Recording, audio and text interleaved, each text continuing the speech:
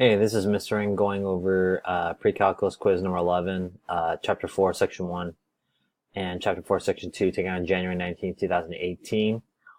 You'll see that a majority of these questions were actually taken from my Math 4 quiz number 10, which I will put a link to the video after this, or you can also see it on the Google Doc. This quiz was at 52 points, first quiz of the semester. I had you guys cross off question number 10, but it asks you to convert the angle in degrees to radians. So here's my awesome proportion. Radians, which is part over the whole, which is 2 pi, equals degrees over 360. So in a circle, there's 360 degrees, and you only have a part of it, so part over whole equals part over whole. Again, I didn't grade this problem, I'm just showing how to do it.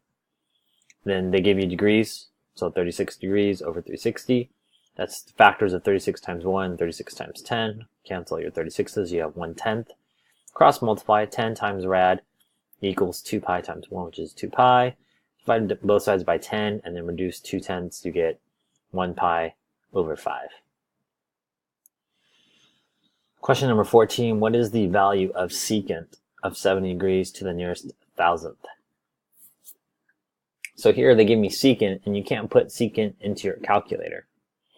So secant, secant of theta equals 1 over cosine of theta. This is called the reciprocal identity. Well, you just put in theta back there, which was 70 degrees, then you have 1 over cosine of 70. So in your calculator, you can put in 1 divided by cosine of 70. Make sure you're using lots of parentheses. Make sure you're on degree mode, because it has degrees, and you should get 2.924. Remember, thousandths is the third one, so you would have to look at the fourth one. I'm not sure why I wrote that. I thought maybe this could have been distractor if you typed in cosine of 70. Question number 19, multiple choice. What is negative 240 degrees in radians? The reason why I asked you guys cross off question number 10 was just because you see the duplicate of the problem. Awesome proportion, radians over 2 pi equals degrees over 360. They're giving you degrees, which is negative 240 degrees. If you're looking for the greatest common factor between 240 and 360, that would be 120. So negative 2 times 120 gives you negative 240. 3 times 120 gives you 360. So you can cancel your 120. So you have negative 2/3 equals radians over 2 pi.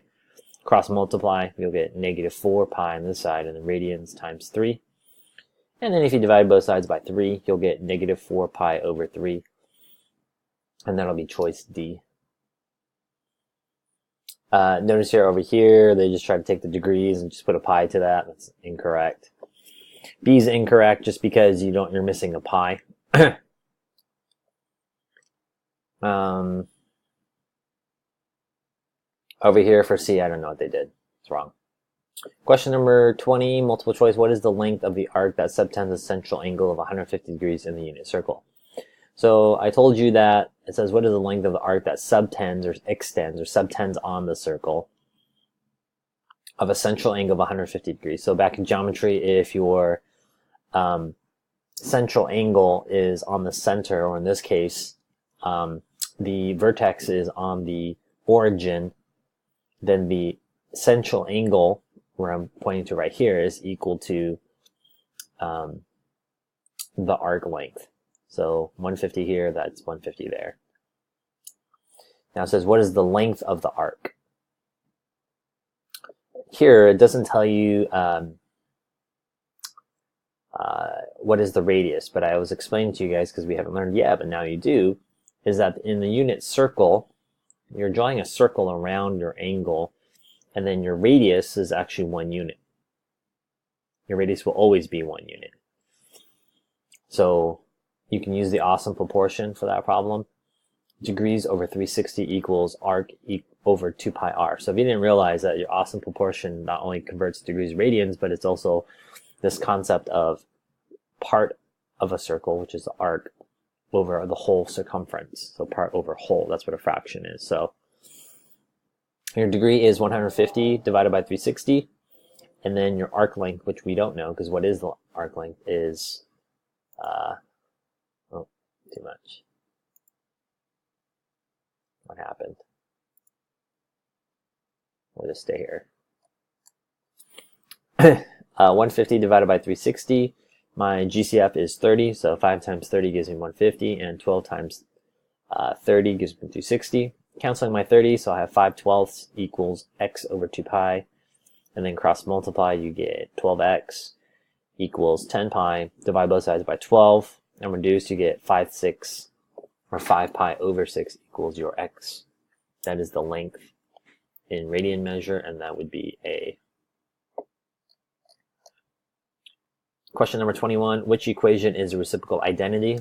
So what I like to do is, I know only one of these is correct, so what I do is I actually write out all of the identities. So this is the reciprocal identity, so sine theta equals 1 over cosecant theta, cosine theta equals 1 over secant theta, tangent theta equals 1 over cotangent theta, cosecant theta equals 1 over sine theta, secant theta equals 1 over cosine theta, and cotangent theta equals 1 over tangent theta. So I look over here, they give me secant. They all give me secant. Well, secant is 1 over cosine. So A is incorrect. If you wanted this to be correct, this would be cosecant. 1 over cosecant is sine. D is incorrect.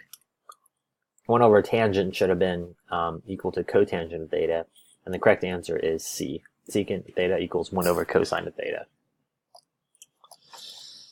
Question number 22. Let's see if I can zoom out a little bit. If sine of alpha equals 12 over 13 and cosine of alpha equals 5 over 13, then tangent of alpha equals what? You can solve this problem in a couple of ways. Just draw yourself a picture. Here's my right triangle, and there's alpha as my angle. And the first clue is it tells you that sine of alpha equals 12 over 13. So sine in SOHCAHTOA is opposite of the hypotenuse, so your opposite is 12, and then your hypotenuse is 13. Then it tells you cosine of alpha is 5 over 13, so cosine is adjacent over hypotenuse. So your adjacent is 5 and your hypotenuse is 13, which you already knew. So therefore you have the whole triangle. And they're asking for tangent of alpha, so just from here, opposite of the adjacent, which is 12 over 15, which is their choice C. 5 over 12 would have been incorrect. That would have been cotangent. 7 over 13, how do you get 7 over 13? I don't know, maybe they subtracted the 12 and the 5 and get you 7, I don't know. 17 over 13. Maybe they added those two, 5 plus 12. Maybe they thought sine, oh, I know what it is. They thought sine plus cosine equals tangent, so they got 17.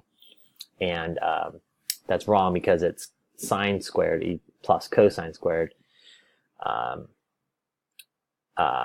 equals 1, not tangent. And then 60 over 30, I think they just squared them.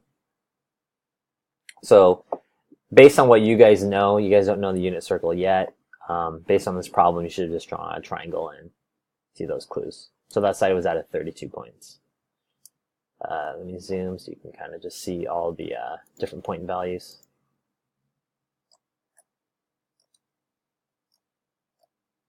Again, all the questions that I skipped are going to be on the video that's coming up after this. To overemphasize on your quiz, this is very helpful, just writing out just clues like something like SOHCAHTOA to help you do a problem like this and identifying parts that you have.